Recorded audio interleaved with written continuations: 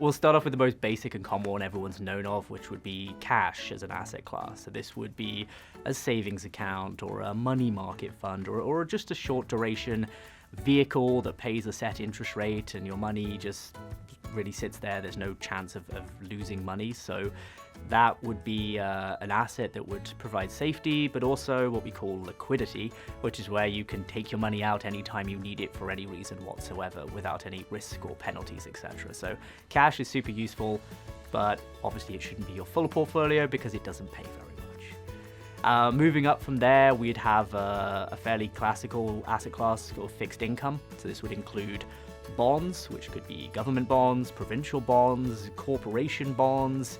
Moving up from there, we'd probably have the most classical investment class anyone thinks of when you talk about investing, which would be the stock market. So we are very lucky to live in a globally connected world thanks to the internet, so we have access to literally every capital market of the world. So you could be investing here in lovely Canada, you could be investing in the USA, but you also have access to Europe or Japan or China or even down in Peru or something, right? There's a lot of option and opportunity there when it comes to stocks, which is basically just businesses that reside in that country. That's all a stock really is a business.